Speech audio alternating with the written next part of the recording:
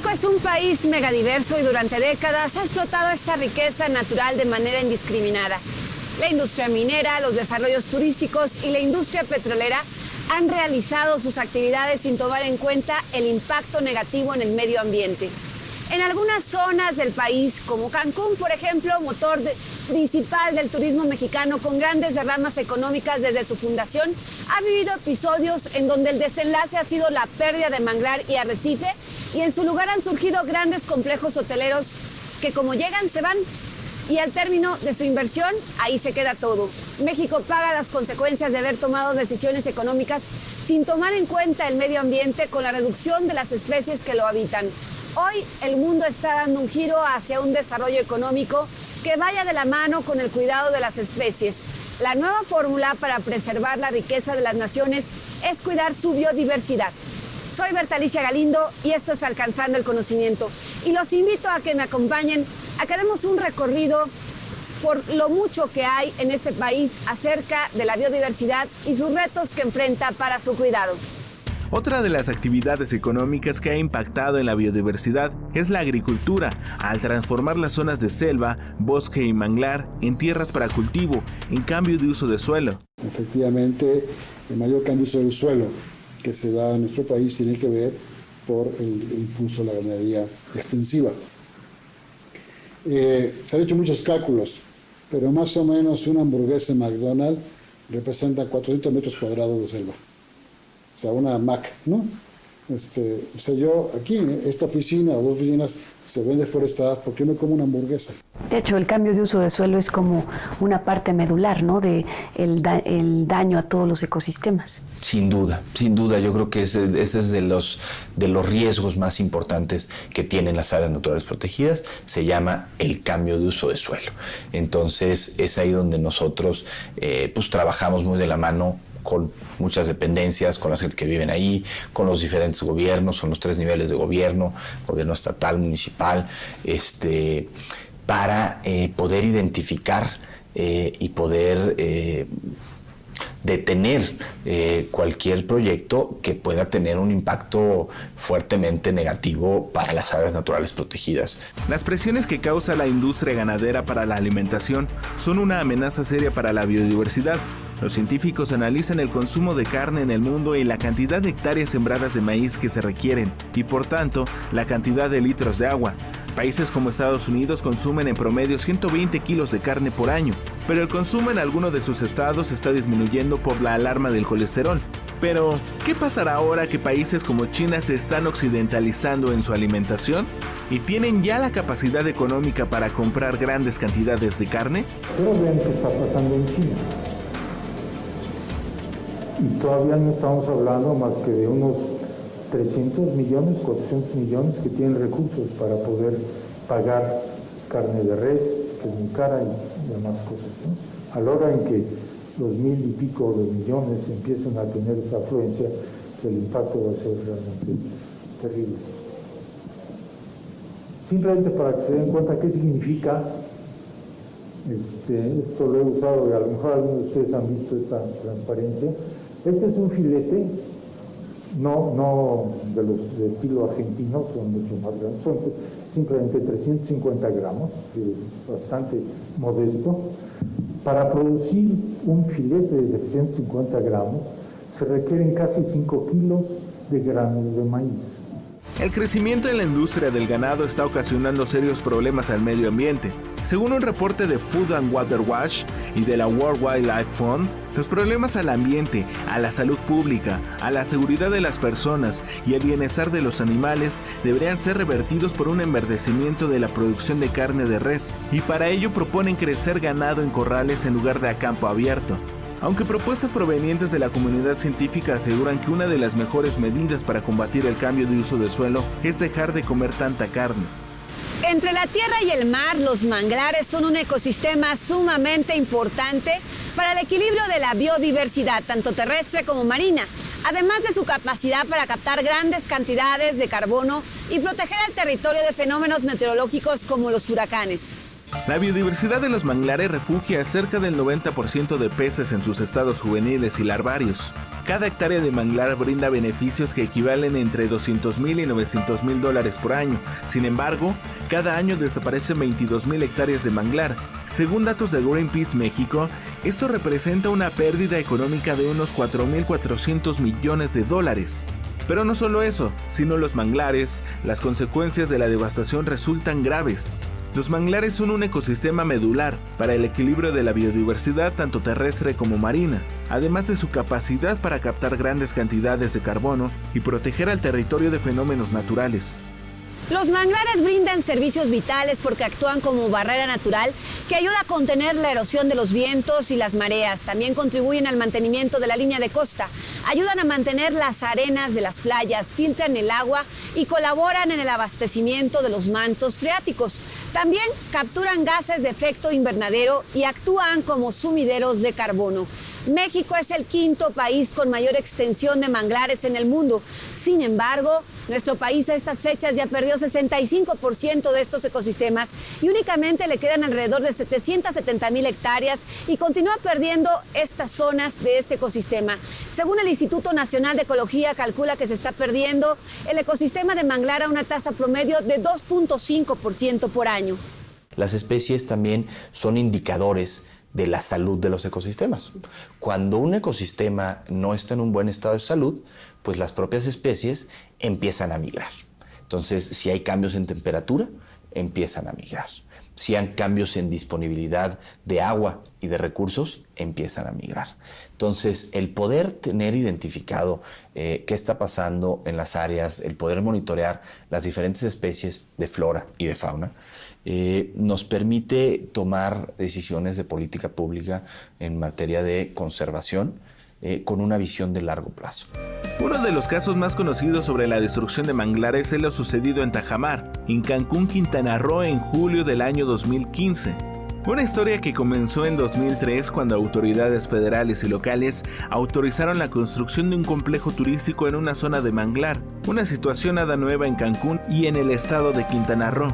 Esta autorización permitía a los desarrolladores cortar el manglar y dejar esa zona como un terreno plano, sin tomar en consideración a las especies que habitaban en él y a los servicios ambientales que proveía. La entrada de maquinaria pesada en la zona movilizó a la sociedad civil. Aunque ya fue tarde cuando se reaccionó, aún así decenas de ciudadanos impidieron que continuaran los trabajos. Al conocerse que el desarrollo estaba autorizado legalmente, inició un pleito en tribunales para revertir los permisos. Las imágenes de manglar destruido y de especies muertas le dieron la vuelta al mundo y provocaron la indignación de la sociedad en su conjunto, y este proyecto quedó catalogado como un ecocidio. Ya no hay mucho más que decir. Yo creo que es bueno que se haya despertado una inquietud sobre eso. El lugar en sí mismo no creo que es demasiado importante y estaba muy lastimado, pero lo que está haciendo es subrayar que no podemos ya en México proceder de la manera tan casual, tan informal, tan poco responsable acerca del manejo racional de nuestros ecosistemas, ¿no? Los manglares en particular son ecosistemas enormemente importantes para el país. Lo que pasa es que los sectores privados que se dedican a estas cosas, del turismo y de otras cosas, no les importa esto, no lo conocen, o si lo conocen, no les causa mayor preocupación. La aprobación de la construcción del malecón Tajamar, llevada a cabo en 2003 durante el gobierno de Vicente Fox, pretendió revertirse en el gobierno calderonista, con la adición del artículo 60 tercero a la Ley General de Vida Silvestre, en donde se prohíbe la remoción de cualquier tipo de manglar. Sin embargo, no fue suficiente, porque la obra continuó hasta el año 2016. El artículo 60 ter está establecido como un delito el hacer, y está prohibido totalmente la parte de la remoción de manglar. Entonces es un ecosistema sin duda que México protege ya de manera importante. Entonces nosotros dentro de las áreas naturales protegidas lo tenemos sin duda también representado, y por supuesto que cumple con una función vital para los servicios ambientales que presta, incluso, por ejemplo, para los efectos del cambio climático, muy concreto. Los manglares, como los arrecifes coralinos, como los bosques, son bienes públicos, son bienes para todos, no son propiedad de un particular para que los destruya para construir X desarrollo turístico o lo que queramos. Yo creo que hay normatividad en México que tiene que hacerse cumplir, hay normatividad para evitar que este tipo de ejemplos como los que has mencionado, donde estamos perdiendo manglar, y definitivamente en la legislación falta algo muy importante, que es cuál es el impacto, cuál es la responsabilidad que una persona o un grupo tiene al destruir uno de estos ecosistemas.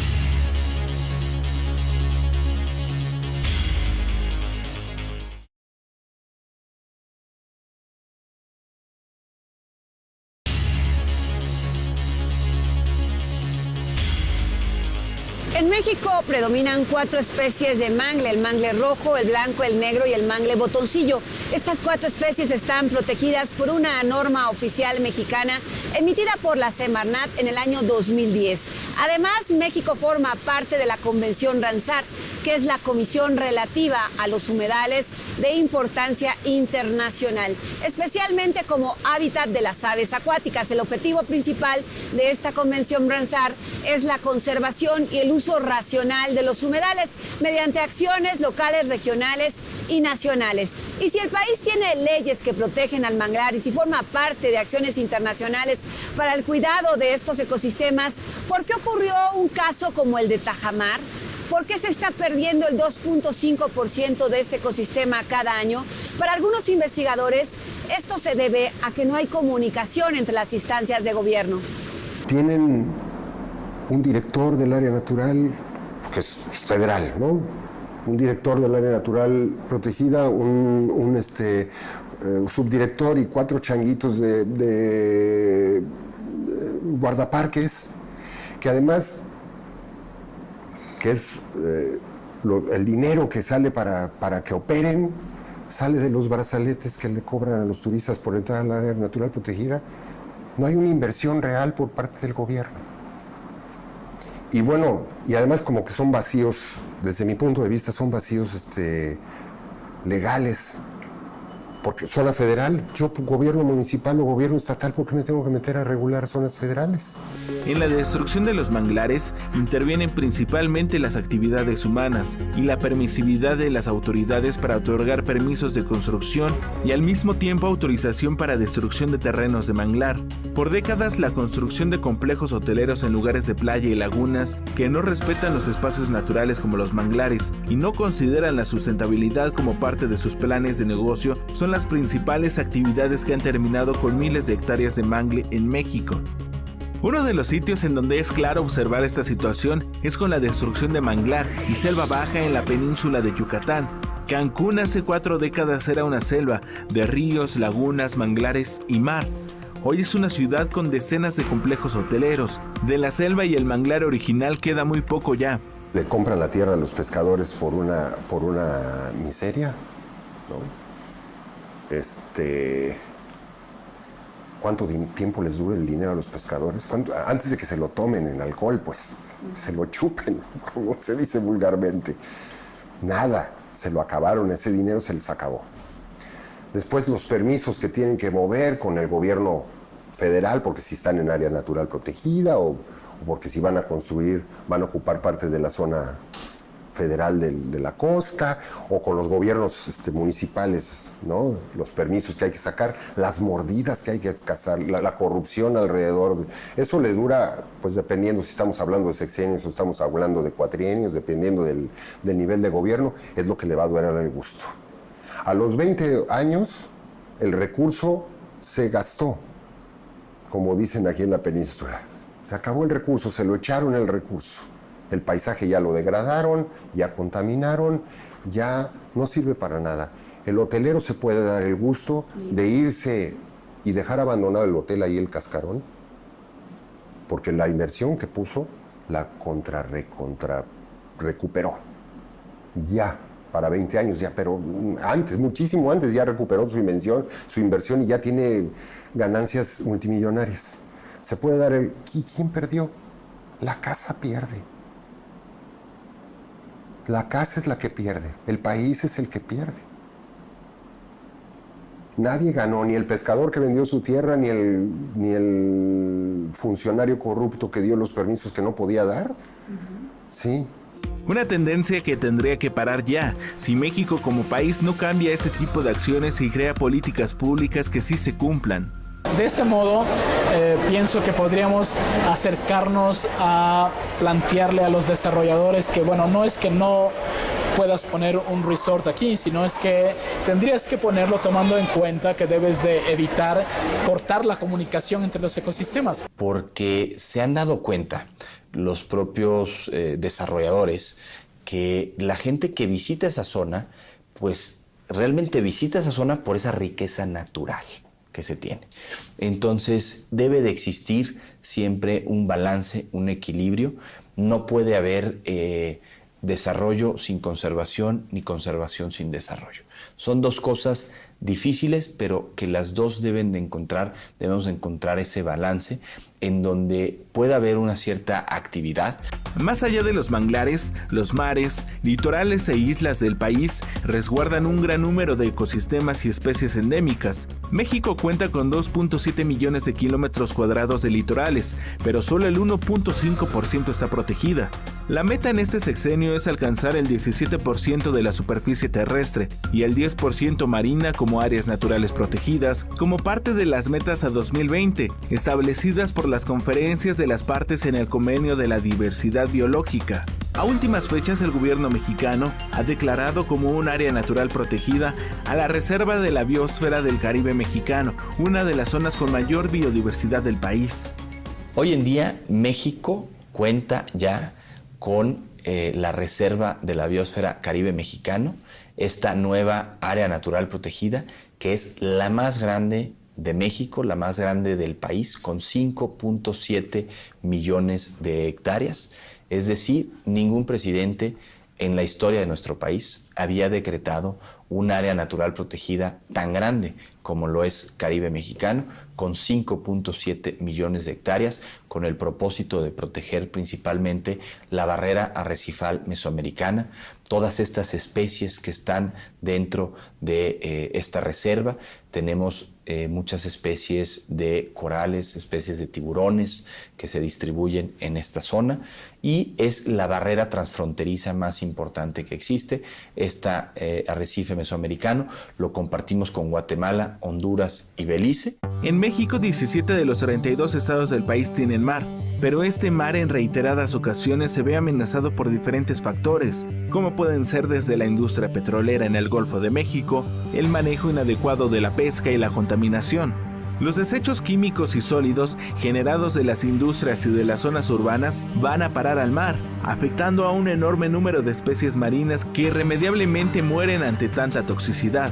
Por otra parte, el cambio climático está alterando los ciclos meteorológicos, así como el reloj biológico de la biodiversidad marina.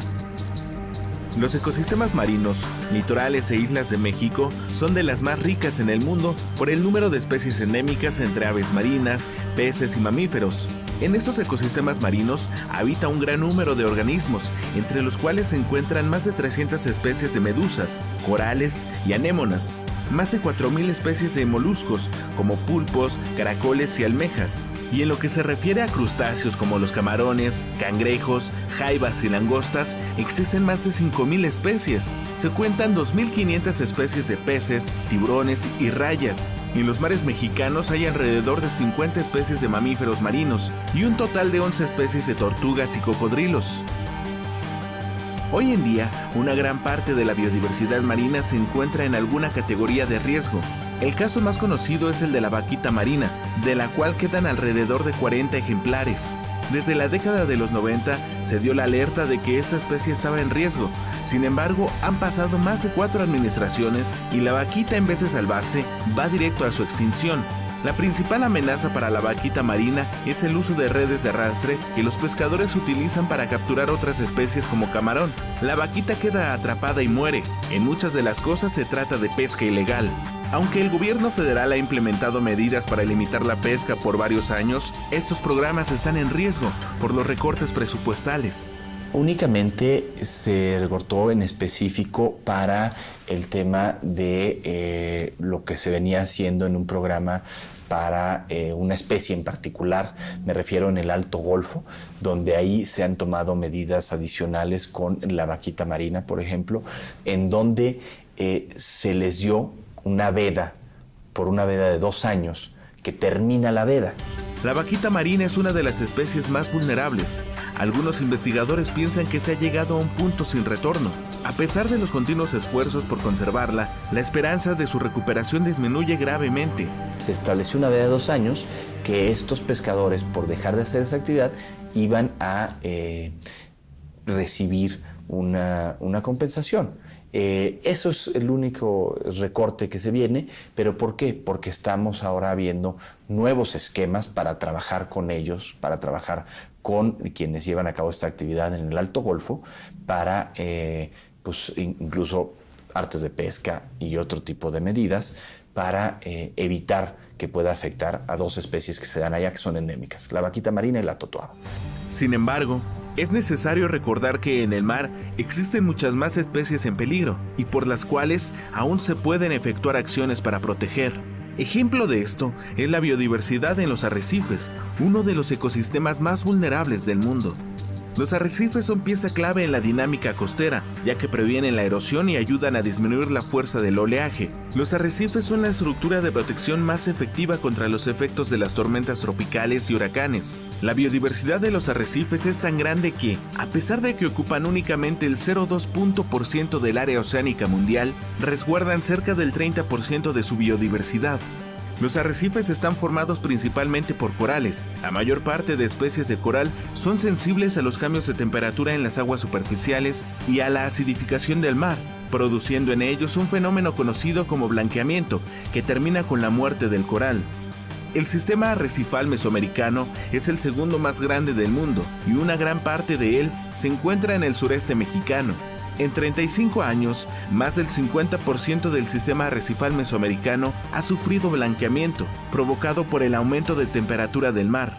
Las transformaciones que ha sufrido el arrecife mesoamericano no difieren mucho de lo que ha sufrido el arrecife o los arrecifes en el Caribe. Hay un deterioro claro en las últimas 3-4 décadas. Deterioro que tiene que ver con problemas ambientales tanto locales como regionales, ¿sí? Y ahora pues globales, con este asunto del cambio climático, ¿no? Principalmente. También las actividades humanas están teniendo impacto en la pérdida del arrecife, con el desagüe de las aguas negras sin ningún tratamiento que van a dar al mar. Y por otro lado está ligado también a cuestiones de contaminación. Hace relativamente poco acaba de salir otra enfermedad de las acróporas que se llama viruela blanca, que el patógeno es una bacteria humana que va con las heces fecales y llega al ambiente y se enferma el coral y los lleva a la muerte, pues mueren los corales. En México el deterioro de los arrecifes ha sido constante en los últimos 40 años. Los arrecifes en aguas bajas han padecido el impacto ambiental. El cambio ha sido dramático. La pérdida de cobertura arrecifal viva, estimamos que se ha reducido en aproximadamente un 70% de lo que teníamos hace 40 años. Ahora tenemos 70% menos en los sistemas arrecifales someros. Tarde que temprano. Naturaleza. O sea, yo podría decirte el ecosistema en Quintana Roo es el arrecife de coral. O sea, por supuesto, no vamos a demeritar la importancia que pueda tener la selva que tenemos en Quintana Roo, ¿sí? Pero la industria maderera forestal en Quintana Roo, por poner números, y no tengo números actuales, pero en el año 2000 produjo 2 millones de pesos la industria forestal, y no nada más en Quintana Roo, creo que es toda la península de Yucatán, si mal no recuerdo. La pesca de langosta que vive en el arrecife, en la península de Yucatán, ese mismo año, el año 2000, también fueron $2 millones. O sea, con la langosta se le hubiera podido decir a los forestales, ¿sabes qué? Deja de talar. Y ante este panorama, ¿quiénes son los responsables? La falta de coordinación y voluntad política en los diversos órdenes de gobierno, la desigualdad social, la irresponsabilidad empresarial o nuestras acciones como sociedad civil.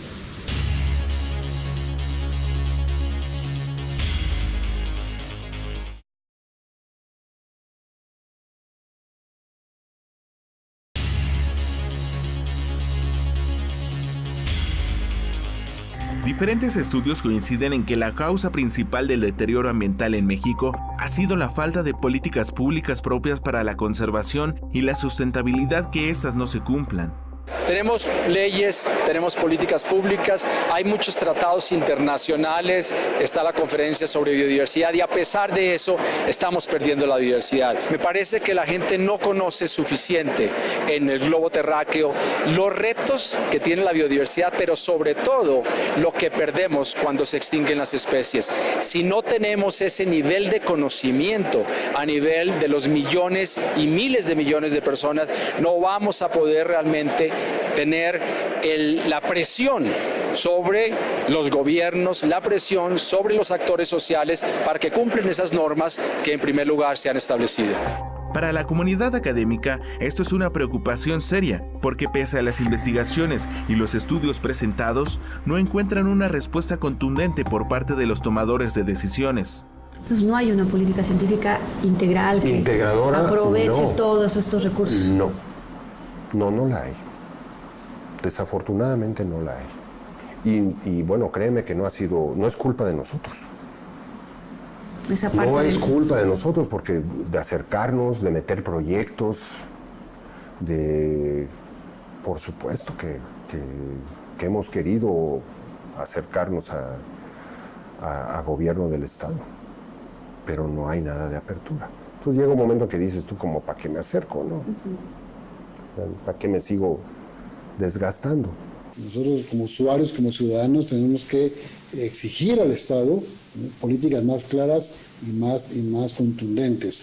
Y como ciudadanos tenemos que ser responsables también de lo que hacemos. Dentro de la agenda pública, la protección al medio ambiente y la biodiversidad no figuran entre las principales prioridades del gobierno. En el presupuesto de egresos de la Federación 2017, la Secretaría del Medio Ambiente y Recursos Naturales recibió un recorte de casi 20,000 millones de pesos con respecto a su presupuesto del año 2016. ¿En qué se traduce esto? En falta de programas orientados a la conservación, menos investigaciones y menos herramientas para proteger a la biodiversidad. ¿Qué es lo primero que tienes que cortar cuando haces esto?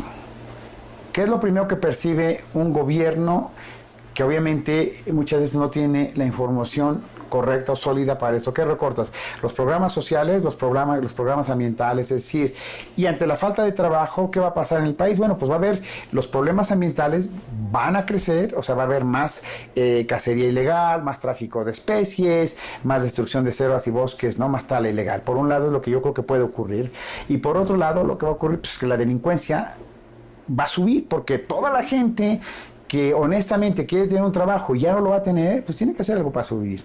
Sin políticas públicas, sin presupuesto, con intereses económicos muy fuertes en las diferentes industrias del país, el futuro de la biodiversidad se encuentra evidentemente comprometido y amenazado. Científicos, medioambientalistas y miembros de la sociedad civil coinciden en que de no encontrar una respuesta eficaz ante estas problemáticas, nos dirigimos a una crisis de medio ambiente, crisis de la que quizá no podamos recuperarnos jamás. Es decir, vienen años complicados en donde deberemos, nosotros los científicos, la gente interesada en el medio ambiente, seguir empujando para que se mantenga la guardia y para que no caigamos en la tentación de que la destrucción de estos recursos es el alivio inmediato a estos problemas, ¿no? Por un lado, ¿cómo vamos a alimentar a la población de México dentro de 40 años, a mitad del siglo? y de dónde va a salir ese alimento, sin que eso signifique destruir inútilmente los últimos reductos de selvas y bosques que tenemos en el país, porque no son adecuados para la producción agrícola. Esta pregunta no nos la estamos haciendo y desde luego no tenemos respuestas. Como hemos visto en este programa, la biodiversidad genera un sinnúmero de servicios ambientales que han mantenido el equilibrio en los ecosistemas a lo largo de los siglos. Hoy, la sobreexplotación de los recursos naturales, el turismo y el cambio de uso de suelo son una amenaza a la biodiversidad en México. Aunque el país cuenta con leyes de protección al ambiente, las autoridades encargadas de vigilar su aplicación se han visto rebasadas en muchas veces por la falta de presupuesto y porque en muchos casos han imperado los intereses económicos y la corrupción. México es un país megadiverso, sin embargo no ha logrado tener un desarrollo económico que vaya de la mano con el cuidado de la naturaleza. Una paradoja para este país que a pesar de su riqueza natural, tiene la mitad de la población en pobreza. El aprovechamiento sustentable de la biodiversidad podría ayudar a que las naciones mejoren la calidad de vida de sus habitantes. Esa es la nueva fórmula de la economía. Durante la conferencia de las partes sobre la biodiversidad, la COP13, celebrada en Cancún en diciembre de 2016, México se ha comprometido, entre otras cosas, a incluir el uso sustentable de la biodiversidad en el desarrollo económico del país. Una decisión del gobierno de México digna de reconocimiento, pero que será luego de años de explotación indiscriminada de los recursos naturales, de la pérdida de manglares y de los arrecifes. Hasta que la comunidad internacional hace este acuerdo, parece que México reacciona. Yo te diría que México está teniendo y tuvo esta gran oportunidad de ser sede de la COP13 de biodiversidad, en donde uno de los principales objetivos es el revisar el cumplimiento de las metas que establece el Convenio de Diversidad Biológica. Son 20 metas. En específico, la comisión, la CONAMP, tenemos participación y tenemos una responsabilidad en muchas de ellas, pero me voy a referir en dos en particular. Me voy a referir a la meta 11. La meta 11 es justamente la que establece y la que habla de este compromiso de poder alcanzar el 17% terrestre en área protegida y el 10% marino. El uso de los recursos naturales debe ir unido a su conservación, pero los compromisos no son suficientes si no están acompañados de políticas públicas que tengan como una prioridad la conservación del medio ambiente. Las multas que tenemos no son suficientes, la legislación tiene que incluir un mecanismo que evite que los particulares o el que sea vaya a destruir estos ambientes, ecosistemas que son un bien de la nación, son el capital natural de la nación. A lo largo de la historia del planeta, los cambios de la naturaleza pues han llevado a la extinción de miles de animales y al surgimiento de nuevas especies, pero la acción del hombre está provocando que estos ciclos de miles de años ocurran solo en décadas. Conforme pasa el tiempo, cientos de especies se ven amenazadas y muchas de ellas se están perdiendo, y cuando una especie se pierde, pierde toda la humanidad. México tiene una oportunidad de preservar toda la riqueza natural que tiene en su territorio, no solo para el aprovechamiento actual, sino para las generaciones futuras. El cuidado del medio ambiente depende de todos nosotros. ¿Seremos capaces de dar este paso?